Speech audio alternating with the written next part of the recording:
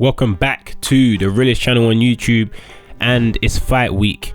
KSI versus Joe Fournier. Fournier 9-0 pro, former WBA international light heavyweight champion. So this is the biggest challenge of JJ's life to date. The most experienced person he's been in there with, someone who looks at him as no one to fear and has been in there with better opposition. Today we're just going to have a look at JJ's preparation for the fight, comparing and contrasting the past and today, his thoughts and his views. Before I get into any of the clips that Cristian has sent to me, JJ trains hard. He always has done, and I don't think that has changed one bit in the build up to fighting Joe Fournier. I just want him to not overtrain. You see, I tweeted him the other day. He said he feels sharp. He said everything just felt like instincts, and that means you're ready. That means you are ready. He tweeted that last week or week before, meaning that it was tapering period anyway. It was tapering season. So I'm happy that he feels that way. I know he's very confident he's going to get Joe out of there, and I believe he will, but I don't believe it's going to be an easy fight. Let's get into the first clip that we have here, which is JJ hitting the bag in 2018 and JJ hitting the bag in 2023, which is an interesting one because 2018 is when I was training him. The base.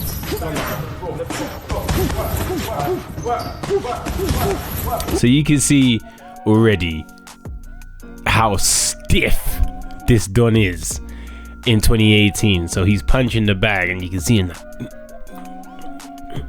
the way he's punching is kind of mad still. I can't lie, but he's fresh. He's new. He's new to it.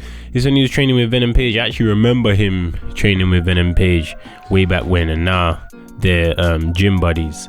But yeah, you can see this. I'm looking at the top clip. We're gonna watch it twice. I'm just gonna pre the top clip for one, then I'm gonna pre the bottom clip on the other. It's only 24 seconds. Don't think I'm trying to drag out the video and all that. I'm just paying attention and analyzing. I'm watching the top.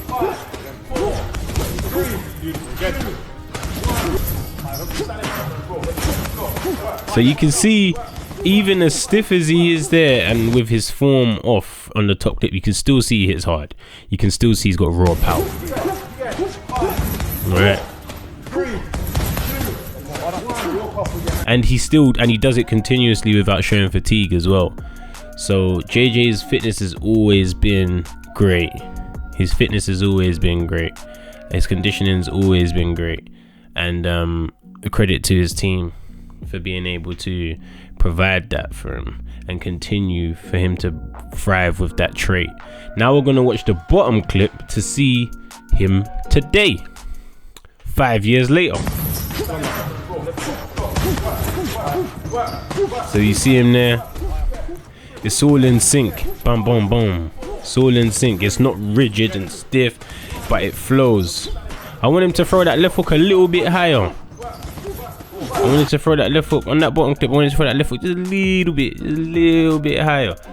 But it's smooth, it's powerful, it flows, and I joined him on the do-rag gang. So yeah, definitely. When I saw this clip, actually, I've seen the clip of him hitting the bag on a tweet or something, and I thought, yeah, man, he's looking explosive as he does. I just want that left hook a tad higher, and then I'll be super gassed. But it's nice. And then head movement after it. So now you can see he looks way more like a fighter than he did in 2018, as he should. And he does. So this is evidence of JJ's improvement and his dedication to wanting to be the best and being that guy that can't lose. So we're moving to the next clip now. After this fight, I know you don't want to look ahead, but we all thought that it would be the big one, Jake Paul, at the end of the year. We all thought it would be the big one, Jake Paul, at the end of the year. JJ says he don't want it. I believe it. Like, I believe Jake wants to fight JJ, but in his own time. I feel like he was made to wait, and now Jake's kind of returning the favor. That's what I feel. It kind of seems like we're further away than ever. And I've heard you talking about Tommy recently. Fury. I want Tommy Fury. Do you think at this juncture you're more likely to fight Tommy next than Jake? I want Tommy Fury. Simple as that. JJ is adamant. He's adamant that he wants Tommy Fury next. I think it's all dependent on how he deals with Fournier, to be honest. I don't think, obviously he can say who he wants next, but if that actually happens next, should be dependent on his performance against Fournier. If he struggles and it goes a distance and he gets the win and it was messy, then maybe you need to revisit the opponent and chill out a little bit, or just chase down Jake and fight Jake, because JJ versus Jake, I believe, is a more equal matchup than Tommy versus JJ. Tommy versus JJ, the odds are definitely against JJ. Doesn't mean he can't win. It's boxing and anything can happen, but the odds are not in JJ's favor. I believe Jake and JJ at this point is 50-50. So he said he ain't wasting his time waiting on Jake, and Tommy's a new target. I'm not going to waste my time with Jake Paul. I'm not going to waste. He wants to fight Nate Diaz, MMA fighter who isn't known for his boxing. You know, black. No, that's not true. Nate Diaz is known for his boxing. He's known for two things as an MMA fighter: good boxing skills, jiu-jitsu skills. Black belt in jiu-jitsu, blah blah blah. I mean, yeah, it may be in the ring. I mean, maybe in the UFC ring, it'll be a bit more entertaining. MMA ring, yeah, but like in the boxing ring, everyone knows Jake is going to win that. So I'm just not going to waste my time. I'm going to go straight for time. I agree with JJ on that point, that I think most people are backing Jake to win that fight. I'm backing Jake to win that fight. I don't think it's the most competitive fight like that, but I hope Nate surprises us. But I just think he's just battle worn. I think Nate is too battle worn, and he doesn't have the option of taking Jake down and grappling him. So with it being down to the hands, and Nate doesn't possess power, like I've never seen him as a power puncher, and he actually slaps to the point where in the game they gave him a move that was called the Stockton slap. So I can't see him generating any power to do anything significant to Jake. So I have to agree with JJ on that comment. Tommy, and do what Jake Paul couldn't. A lot of people think I'm just chatting on my. Do I look like I'm chatting on my? How likely do you think it is that you get Tommy? I mean, we're working on it, man. It's just a few things, but I think we're very close. So the Tommy Fury and JJ fight is looking likely from his speech, from his body language. It seems like something that can become a legit thing, which is exciting, and it is exciting for JJ to see him progress this much and now look to fight a level of opponent like Tommy Fury, who is someone that obviously I recently called out. So I'm not saying that Tommy's my level, but you get what I'm saying. It is a massive progression to see him in this mindset, in this mentality, and calling out opponents he would have never dreamed of calling out 2 years ago. Do you know what I mean? But yeah, his mind is set heavily on a fight with Tommy Fury after Fournier. Hopefully his mind is focused on Fournier. He's not overlooking Fournier, and he's not thinking about that Tommy Fury fight too much. Fournier is not to be overlooked. Let's see right now what he's saying about being prepared for Fournier during the session with the boy Hobbs.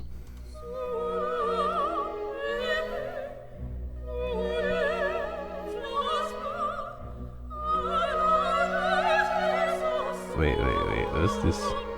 It's a one slow-mo. I thought he was gonna be chatting. What's this? I want to see no slow-mo Harvey putting massage cream on his hand and rubbing it on JJ's calf. Body's ready. Yeah, man. Yeah. Cool. This is the bit. Mindset ready. Everything ready. What did you both make about the whole Joe speeding up his footage scenario?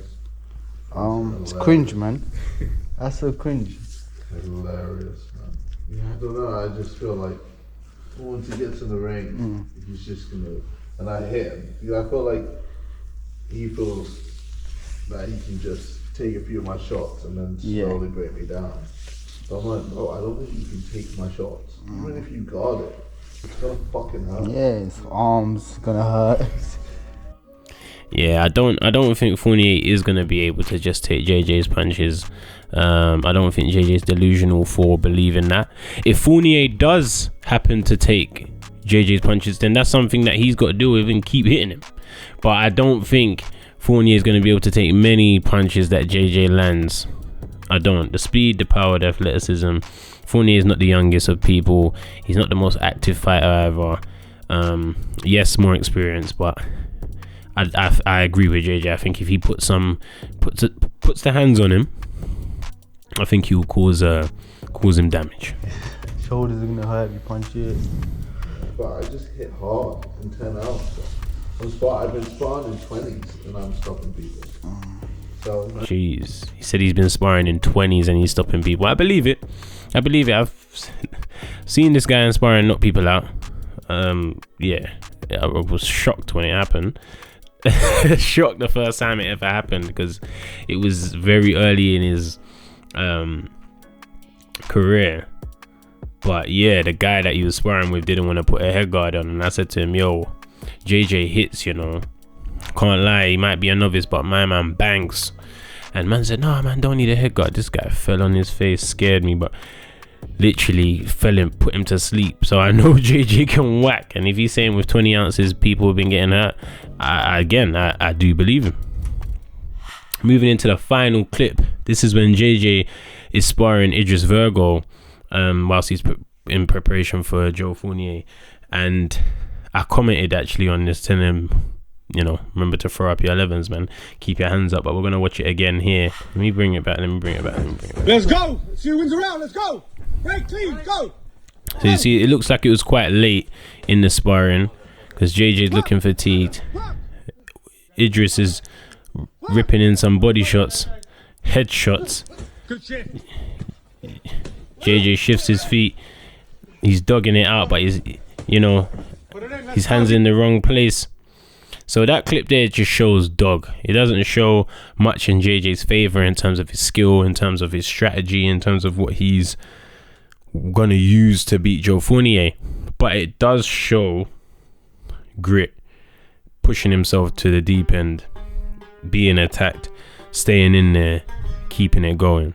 So, and I always know that, man. I know JJ's gonna put himself through it. That's standard with him. So I know that the hard work is not the problem. I know he's gonna work hard.